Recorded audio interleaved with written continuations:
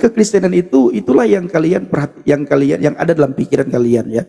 Seolah-olah orang Kristen ini bebas melakukan dosa, bebas melakukan kesalahan. Coba dulu berteman kamu sama orang Kristen. Berteman sama orang Kristen. Di dalam kekristenan itu banyak sekali aturan-aturan yang tidak kalian ketahui. Nah, kenapa kalian tidak ketahui? Karena orang Kristen tidak buat pengumuman. Para pendeta, para gembala, para penginjil, itu tidak, para pastor tidak buat pengumuman. Misalnya besok kita puasa, bulan depan kita puasa, tahun depan kita puasa. Enggak. Maksudnya makanan. Masalah makanan juga tidak diperbolehkan kami makan. Dan itu tidak ada sangkut paut dengan keselamatan. Tapi bagi yang makan silahkan makan. Bagi yang tidak mau makan, jangan mempersulit orang yang makan. Itu di dalam iman kami. Karena soal surga dan soal surga, kerajaan surga, itu tidak ada sangkut pautnya dengan soal makan dan minum. Bukan. Ya. Surga itu berbicara tentang bagaimana hubungan kita dengan Tuhan, hidup benar di hadapan Tuhan. Itu bukan soal makan, bebas minum. Memang kalian tidak bebas makan, tidak bebas minum. Sekalipun kalian buat aturan ya. Aturan begitu ketat kalian buat, kalian langgar sendiri. Cuma bedanya kalian tidak makan secara terang-terangan, takut. Ya, tapi makan secara sembunyi-sembunyi. Itu lebih parah. Alkitab mengatakan itu namanya munafik. Ini lagi aturan kawin sesama jenis di gereja itu tidak ada. Kalau bicara oknum di dalam iman kalian juga sangat banyak. Ya, sangat banyak. Sejenis, menikahkan sejenis di luar negeri ada. Kalian pindahkan dulu balok yang ada di dalam mata kalian itu, pindahkan supaya bisa lihat. Berteman dulu dengan orang Kristen supaya bisa tahu kelakuan orang Kristen itu bagaimana sih. Lihat kelakuannya. Saya dulu sama dengan kamu. Karena saya tidak tahu. Didoktrin, diperdengarkan orang Kristen jahat. Orang Kristen suka-sukanya hidup. Enggak. Coba kamu survei. Ya, kamu survei. Kejahatan di Indonesia ini dilakukan oleh umat mana? Oleh agama mana?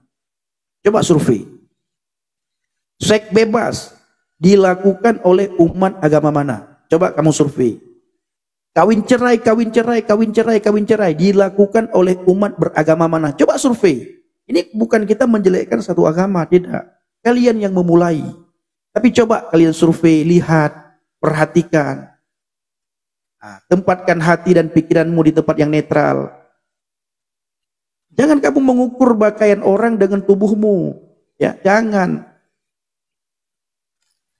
Bahkan orang-orang dari ujung sana kalau datang ke Medan, sampai di Medan di perbatasan, itu kopiah hilang, sarung hilang. Apa arti kopiah hilang, sarung hilang? Begitu sampai di perbatasan, ambil kopiah, masukkan ke tas, ambil sarung, masukkan ke tas, ganti celana, ganti gaya. Masuk ke tempat dugem. Makanya orang Medan itu tidak melihat kalian itu sebelah mata. Bahkan banyak sekali orang di Medan mengatakan kalian itu orang munafik. Ketika kita Bapak Ibu, ketika saya mengajak untuk berpikir dengan akal yang sehat, apa katanya? Tolong jangan menjelekkan, katanya. Yang mulai mereka, saudaraku. Tapi ketika kita mengajak untuk berpikir dengan akal yang sehat, mereka bilang tolong jangan menjelekkan. Artinya Bapak Ibu, mereka boleh menjelekkan kita. Kita jangan. Sekalipun tidak boleh membalas, kita diam ketika dihina. Ya, diam. Kalau kita ngomong Bapak Ibu, mereka bilang, apa juga kalian bilang agama kasih? Apa juga kalian bilang kasih musuh kalian balas? Nah, ini Bapak Ibu. Ini panglima hantu riba. Kami tidak menjelekkan agama kalian. Memang tidak menjelekkan, hanya menghina ya kalian. Menjelekkan tidak, tapi menghina ya. Nah, ini. Saya lama di dalam agama kamu. 31 tahun lebih saya. Lama. Ya, lama. Tahu kenapa yang membuat kamu seperti itu? Apa yang membuat kamu marah kepada gereja, marah kepada orang Kristen? Kamu marah itu karena ketidaktahuanmu terhadap kekristenan. Kamu marah itu karena ketidaktahuanmu terhadap gereja. Karena diperdengarkan, didoktrin dari kecil. Gereja begini, Ya, padahal tidak tahu bagaimana keadaan gereja. Orang Kristen begono, padahal kalian tidak pernah berteman dengan orang Kristen. Alkitab begini, padahal tidak pernah kalian pegang Alkitab, apalagi membaca Alkitab. Tapi karena sudah didoktrin dan doktrin itu sudah melekat dalam pikiran kalian, sehingga itulah yang kalian perdengarkan tiap saat. Makanya saya selalu katakan ulang-ulang, berteman dulu sama orang Kristen, coba lihat. Tapi kalian takut, nanti dimasukkan Kristen. Makanya kalian gak maju-maju. Kenapa tidak maju? Karena kalian takut berteman sama orang Kristen, sudah didoktrin. Jangan berteman sama orang Kristen, nanti kamu masuk Kristen. Imanmu tipis banget bro, imanmu tipis banget. Kenapa? Kenapa tidak punya keyakinan yang kokoh di dalam imanmu? Tidak punya keyakinan yang pasti di dalam imanmu. Itu kenapa? Jangan berteman, nanti kamu terpengaruh. Itu artinya kamu tidak memiliki iman yang kuat di dalam hatimu. Tapi tidak pernah kalian mendapatkan ada satu pemuka agama yang melarang kalian, jangan pakai barang-barang kafir, pakai saja barang Arab. Enggak. Nah, ini ada Imran Khan, Bapak Ibu. Bahaya kamu Penny. Memang saya bahaya. Kalian menonton live saya itu membuat kalian menggigil hatinya. Ya, membuat kalian menggigil. Kenapa? Karena lewat live saya itu banyak orang berubah pola pikirnya terhadap kekristenan. Karena saya 31 tahun berada di dalam agama kamu. 31 tahun. Jadi saya tahu benar. Sangat paham, sangat tahu. Apa yang membuat kalian benci terhadap kekristenan? Saya paham sekali, saya tahu sekali. Kalian benci itu bukan karena kalian tahu, karena kalian tidak tahu. Kalian ditanamkan kebencian terhadap kekristenan. Ditanamkan kebencian terhadap kekristenan. Nah itu. Jadi saya sangat paham. Nah, yang kamu duduhkan itu oknum Pendi. Memang oknum. Bukan saya duduhkan kalian. Memang oknum. Tapi kalau oknum itu, ya kita kumpulkan, ada satu kabupaten. Kalau kita kumpulkan oknum tersebut, satu kabupaten. Dan orang-orang yang datang di live saya memang oknum semua. Tapi dari satu agama tersebut. Ya, ini ada yang bilang, mesapu dan kedepu haigam. Ideal. 31 tahun dan 7 tahun saya berada di pesantren daerah Lusmawe, Dayah Ulumuddin, Utengket Cunda. Di situ saya sekolah pesantren selama 7 tahun. Tahu saya. Saya belajar. Tapi apa yang saya pelajari dulu persis seperti apa yang diungkapkan oleh Rasul Paulus. Semua yang pernah saya pelajari dulu itu adalah sampah semua. Kenapa sampah? Karena tidak ada hubungan sedikit pun. Tidak ada hubungannya sedikit pun dengan keselamatan. Tidak ada hubungan sedikit pun dengan akhirat. Tidak ada. Ya, tidak ada. Kalau tahu nggak mungkin dong masuk Kristen. Karena saya tahu maka saya murtad. Kalau saya tidak tahu tidak mungkin saya murtad. Enak kok di dalam agama Islam. Enak banget. Begitu saya masuk Kristen saya dihujat. Tiap saat. Begitu saya buka live, diam saja. Diam saya saja dihujat itu. Saya diam. Saya tidak ngomong apapun, diam saja. Saya putar pujian, dihujat bisa-bisa. Jangan kalian pikir enak jadi orang Kristen. Tapi karena saya tahu keselamatan di bawah kolong langit ini hanya ada di dalam nama Yesus Kristus, makanya saya murtad. Amin. Saya sangat paham, tidak ada yang bisa menyelamatkan jiwa saya selain Yesus Kristus.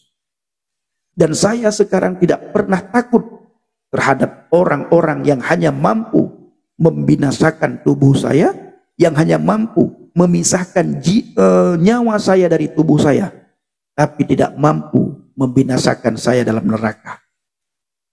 Tapi saya harus takut kepada Dia, pencipta langit dan bumi, laut dan segala isi yang ada di dalamnya. Tuhan yang kami kenal dalam pribadi Adonai Yeshua HaMashiach, dalam pribadi Yesus Kristus, di mana hari ini dirayakan hari kelahirannya di seluruh dunia. Kepada dia saja yang saya takut, karena Dia bukan saja mampu memisahkan nyawa saya dari tubuh saya, tapi mampu memasukkan saya dalam neraka, menghancurkan jiwa roh raga saya. Kepada Dialah saya takut. kepada kalian bagaimana ancaman-ancaman, bagaimana hinaan-hinaan kalian. Tidak sedikit pun membuat saya goyah. Tidak sedikit pun membuat saya gugur, bergeser. Tidak sedikit pun membuat saya mundur. Tidak. Kenapa? Karena saya sudah memiliki keyakinan yang kokoh di dalam Tuhan. Di dalam Yesus. Setelah saya percaya kepada Yesus, saya belajar sungguh-sungguh. Saya renungkan benar-benar. Saya perbandingkan dengan iman, dengan agama di mana 31 tahun saya berada di dalam agama tersebut. Dan saya tidak pernah menjelekkan agama saya yang lama, tidak. Tapi saya buat perbandingan. Dan saya selalu ulang-ulang. Bagaimana perubahan karakter saya selama saya menjadi pengikut Kristus. Saya benar-benar sampaikan kepada kalian. Yesus Kristus tariq ilal jannah. La ahadan yadhhabu ilal abi illal bi. La ahadan yadkhulul jannah illa Yasu'ah wal Malik. Tidak ada seorang pun yang bisa datang kepada Bapa illal bi kecuali melalui aku. La ahadan yadkhulul jannah, dan tidak ada seorang pun yang bisa masuk surga kalau bukan melalui Yesus. Limadha? Kenapa? Karena Yesus satu-satunya tariq ilal jannah, jalan menuju ke surga. Bukan salah satu. Ya, ada orang yang mengatakan semua nabi itu jalan menuju ke surga, semua rasul jalan menuju ke surga, tapi tidak pernah ada nabi dan rasul yang berani berkata akulah jalan menuju ke surga. Tidak ada orang yang mengatakan semua nabi dan rasul jalan menuju ke surga, sementara rasul-rasul tersebut tidak pernah mengatakan dirinya jalan menuju ke surga. Tidak pernah. Makanya saya paham benar, ancaman demi ancaman saya tetap berdiri teguh di atas fondasi iman yang benar. Karena saya paham akan keselamatan itu. Keselamatan itu sangat penting sekali. Keselamatan itu sangat mahal. Ya, makanya orang yang berani ambil keputusan percaya kepada Yesus Kristus itu bukan orang sembarangan.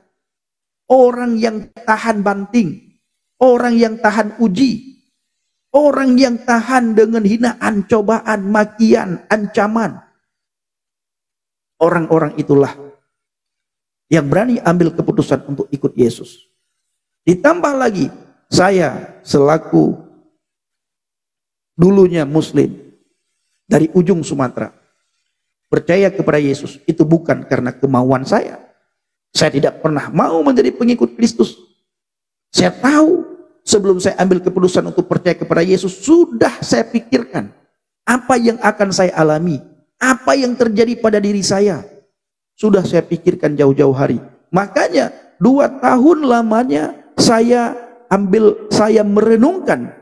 Baru setelah itu saya berani ambil keputusan untuk percaya kepada Yesus. 2 tahun lamanya saya renungkan. Dalam perenungan itu 2 tahun lamanya. Makanya sekarang saya tahan banting, tahan hinaan, tahan cacian. Ditambah lagi setelah saya menjadi orang Kristen, awal-awal saya masuk Kristen, tidak diterima begitu saja oleh orang Kristen. Tidak diterima, tidak ujuk-ujuknya. Sini saya baptis. Ketika saya mengatakan saya ingin masuk Kristen, saya ingin percaya kepada Yesus. Oh sini Bang Pendi, langsung baptis. Enggak. Diselidiki dulu. Kenapa kamu mau masuk Kristen? Apa penyebabnya kamu masuk Kristen? Apa yang kamu dapatkan? Apa yang kamu alami sehingga kamu mau masuk Kristen? Saya ceritakan ini. Benarkah yang kamu sampaikan itu? Diselidiki dulu. Bahkan tidak ada yang menghiraukan. Dikucilkan. Bahkan saya dianggap mata-mata dari agama saya sebelumnya. Saya selalu katakan, saya benar-benar ingin percaya kepada Yesus. Saya ingin belajar man huwa Yasu'a, siapa itu Yesus Kristus yang mati di atas kayu salib. Karena bagi saya sudah ditanamkan dan tertulis dalam kitab saya yang lama, wa ma qataluhu wa ma salabuhu walakin subbihalahu. Engkau tidak membunuhnya dan engkau tidak menyalibnya, walakin subbihalahu, tetapi yang dibunuh dan yang disalibkan itu adalah orang yang diserupakan. Saya ingin tahu, benarkah orang yang dibunuh dan disalib itu bukan Yesus Kristus? Tolong ajarkan saya, ceritakan kepada saya man huwa Yasu'a, siapa itu Yesus Kristus. Lalu para pendeta, ya, pendeta yang saya jumpai berkata, Pendi, tidak mudah bagi saya untuk percaya begitu saja kepada kamu. Yang pertama, kamu orang Aceh. Yang kedua, saya lihat profilmu, kamu pernah mondok di pesantren. Yang ketiga, Tidak mudah bagi orang Aceh untuk percaya kepada Yesus. Dan saya belum mendapatkan ada orang Aceh yang percaya kepada Yesus. Tidak. Kalau kamu ingin belajar, ingin tahu, cari orang lain. Saya tidak mau. Karena takut. Kalau ketahuan, bukan saja kamu bermasalah, saya juga bermasalah karena dianggap mengkristenkan orang Aceh. Takut. Tidak mau. Oh, tidak mudah saudara, tidak gampang. Akhirnya saya pergi ke tempat lain lagi untuk mencari orang yang mau menceritakan man huwa Yasu'a kepada saya. Siapa itu Yesus kepada saya? Orang yang sama juga mengatakan hal yang sama, tidak mau. Oh, saya pergi Bapak Ibu jauh-jauh dari Aceh hanya untuk tahu man huwa Yasu'a, siapa itu Yesus. Tidak ada orang yang terima saudaraku. Ya, tidak ada orang yang terima. Saya dianggap aneh-aneh. Saya dianggap mata-mata. Saya dicurigain saudaraku. Tidak diterima begitu saja. Ya, tidak diterima begitu saja. Tapi puji Tuhan akhirnya sesuai dengan apa yang tertulis dalam Alkitab. Kamu dikenal dari buahnya, dan dari buahnya lah kamu dikenal, dan dari buahnya lah kamu mengenal. Akhirnya saudaraku, mereka melihat saya sungguh-sungguh. Mereka melihat kesungguhan saya dalam mencari Tuhan. Mereka melihat kesungguhan saya untuk belajar man huwa Yasu'a, siapa yang mati di atas kayu salib. Pada dasarnya, pada hakikatnya Bapak Ibu, saya hanya ingin tahu yang mati di atas kayu salib itu siapa sebenarnya. Siapa? Saya waktu itu bertanya, Pak Pendeta, adakah Yesus minta pertolongan ketika dia mati di atas kayu salib? Karena bagi kami yang mati di atas kayu salib itu bukan Yesus. Adakah orang yang diserupakan itu minta pertolongan, minta pembelaan? Teriak mereka bahwa yang disalib ini bukan aku, bukan Yesus. Adakah? Nah, puji Tuhan Bapak Ibu, ada seorang pendeta ya yang mau bersusah payah menceritakan kepada saya siapa itu Yesus. Tapi saya tidak puas saudara. Kenapa tidak puas? Karena lewat telepon saya ingin bertemu untuk belajar dan belajar. Tapi Pak Pendeta itu tidak mau. Akhirnya di Medan Bapak Ibu saya tinggal di sebuah rumah ya. Saya diterima oleh orang Batak namanya Bapak Sinaga dan Mama Boru Tobing. Nah, di rumah itu saya tinggal, saya belajar di situ. Lalu mama bapak saya, orang tua angkat saya ini yang ibadah di gereja HKBP. Saya pernah dibawa beberapa kali, lalu melihat saya tidak paham apa yang disampaikan. Habis itu meminta seorang pendeta karismatik di Medan untuk datang ke rumah untuk mengajarkan kepada saya siapa itu Yesus Kristus. Lalu pendeta itu datang. Pendeta itu datang mengajarkan kepada saya siapa itu Yesus Kristus. Lalu minggu berikutnya saya dibawa lagi ke gereja HKBP Jalan Jenderal Sudirman. Saya tetap tidak paham, yang saya paham hanya haleluya. Hanya haleluya, kalimat itulah yang saya pahami saudaraku. Lalu besoknya lagi datang pendeta untuk mengajarkan kepada saya siapa itu Yesus Kristus. Didoakan. Nah Bapak Ibu, tidak tahan saya di Medan pada waktu itu. Kenapa tidak tahan? Pendeta untuk mengajarkan saya tentang Yesus, pendeta tersebut curiga kepada saya Bapak Ibu. Luar biasa ini. Ya. Pendeta itu curiga sama saya Bapak Ibu. Padahal sudah beberapa kali pertemuan diajarkan. Curiga pendeta itu. Bagaimana kecurigaannya? Secara diam-diam pendeta tersebut bertanya kepada mama angkat saya, Bu, sudahnya ibu, si Pendi sudah makan daging babi belum? Oh belum, kami tidak kasih dia daging babi. Loh kenapa? Kasih daging babi. Kan dia belum bisa makan Pak Pendeta. Suruh dia makan, paksakan. Lihat dia. Kalau dia tidak mau makan daging babi, jangan percaya terhadap dia. Jangan-jangan berbohongnya dia masuk Kristen katanya. Jangan-jangan benar yang dibilang oleh orang-orang di luar sana bahwa dia mata-mata. Oh, kesel sekali saya Bapak Ibu. Sangat kesel sekali. Lalu orang tua angkat saya bertanya, mengatakan kepada saya, Pendi, makan daging babi katanya. Disuruh makan. Saya bilang, Mak. Kata Pak Pendeta katanya, apabila kamu tidak mau makan daging babi, tidak sahnya Kristenmu. Dan Bapak Pendeta itu besok tidak mau datang lagi mengajari kamu, mendidik kamu katanya. Oh Tuhan Yesus, celaka saya Bapak Ibu. Itu adalah hal yang tidak pernah, yang selama ini saya pikirkan. Saya berdoa, Tuhan jangan sampai saya disuruh makan daging babi. Dan selama saya tinggal di rumah itu Bapak Ibu, saya tidak disuruh makan daging babi. Tidak pernah saya diajak untuk makan daging babi Bapak Ibu. Tidak pernah. Oh Tuhan Yesus tolong saya bilang. Kenapa untuk membuktikan saya Kristen, mereka memaksakan saya untuk makan daging babi? Belum bisa makan.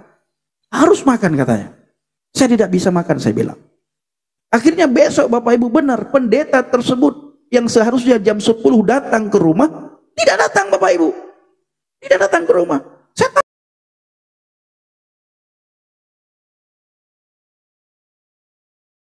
Kamu disuruh makan daging babi, baru Bapak Pendeta itu tahu. Saya sudah makan. Banyak saya makan, enggak boleh. Tidak mau saya berbohong.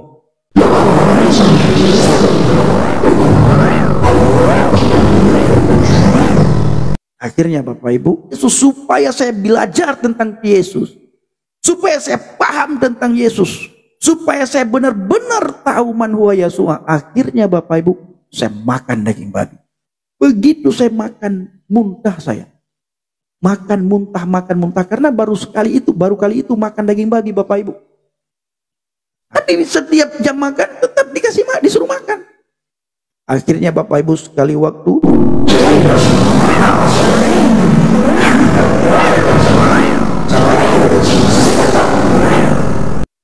kebetulan Bapak Ibu, orang tua angkat saya, beliau punya. Nah, saya tanyakan, lalu dimasak, saya tidak makan Bapak Ibu. Saya ambil sebanyak-banyaknya, saya bawa ke lantai 2. Saya dikasih kamar di tingkat 2, lantai 2 Bapak Ibu. Sampai di lantai 2, saya buang ke kloset.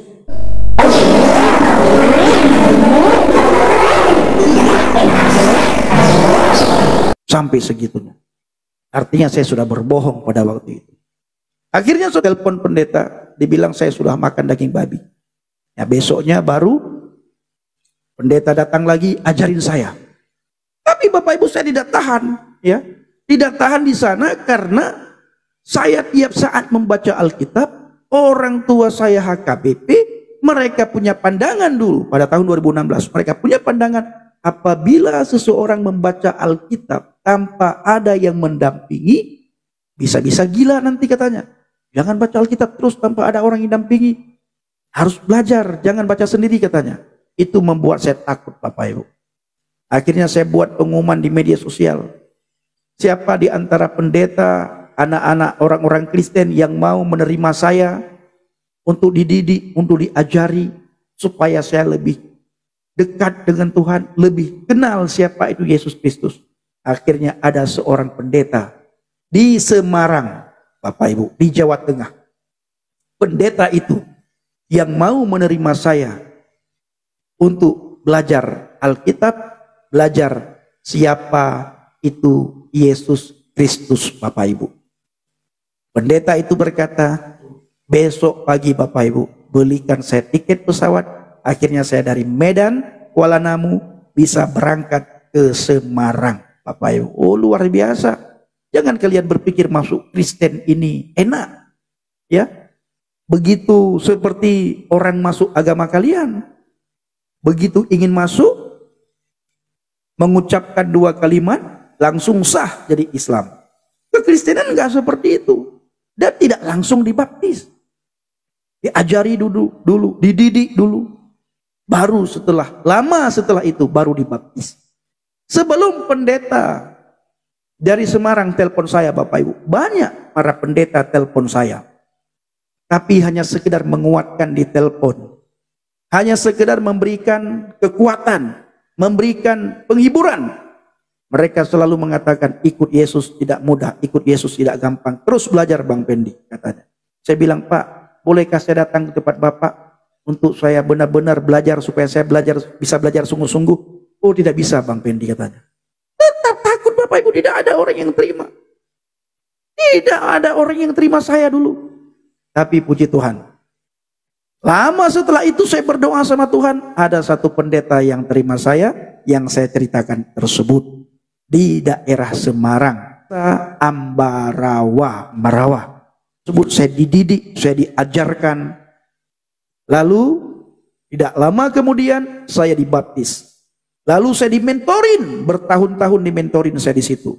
Selesai saya dimentorin di gereja tersebut, baru setelah itu saya diangkat jadi PNS. Ya. Baru setelah itu Bapak Ibu, saya diangkat jadi PNS. Untuk mengambil gelar PNS itu tidak mudah, sulit Bapak Ibu. Dididik, diajari, dimentori, dimarahi.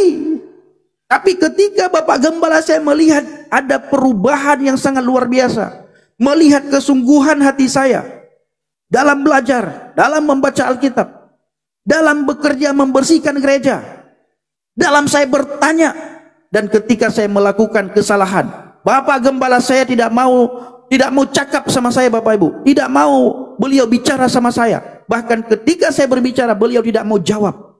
Begitu parahnya saya dididik. Sampai-sampai Bapak Gembala saya mengatakan kepada saya, Pendi, jangan sampai kamu berteman sama orang Kristen yang tidak kamu kenal. Tidak boleh berteman sama orang Kristen yang tidak kamu kenal. Jangan banyak main HP. Banyak belajar. Banyak belajar. Saya pantau kamu. Nah, di gereja ini banyak sekali CCTV. Semua aktivitas kamu direkam. Dan ada juga orang-orang tertentu yang sudah saya suruh untuk melihat apa yang kamu lakukan selama kamu di gereja ini. Setelah saya lulus semua, akhirnya Bapak Ibu, saya sah diangkat jadi PNS. Ya. Apa itu PNS Bang Pendi? Ada yang tahu PNS itu apa? Pegawai negeri surga. Pegawai negeri surga Bapak Ibu. Sah saya jadi PNS, pegawai negeri surga. Haleluya. Tuhan Yesus amat baik, saudaraku. Amin. Jadi, amin. Tidak mudah dan tidak gampang menjadi pengikut Kristus ya. Masuk agama seberang itu sangat mudah. Sangat mudah. Hari ini kamu masuk, besoknya kamu boleh menghina agama lain, agama sebelumnya. Oh, kekristenan tidak boleh. Kristenan tidak boleh ya. Nah, dididik dulu, belajar Alkitab, berdoa, berpuasa. Belajar baca Alkitab, berdoa, berpuasa, baca Alkitab, berdoa, berpuasa, bersihkan gereja. Kalau masuk agama saya yang lama Bapak Ibu, cukup mengucap 2 kalimat syahadat, udah selesai. Bahkan kalau jago menghina agama sebelumnya, walaupun tidak bisa baca Al-Quran, dipanggil Ustadz. Walaupun tidak bisa baca Al-Quran, tetap dipanggil Ustadz. Makanya saya katakan mereka sebenarnya Ustadznya Yudas. Ustadznya Yudas mereka Bapak Ibu. Kenapa saya katakan mereka Ustadznya Yudas? Karena nggak bisa baca Quran. Al-Quran tidak bisa baca, ke pesantren tidak pernah, tapi dipanggil Ustadz. Ustadz apa Bang Pendi? Ustadznya Yudas. Oke Bang Erben.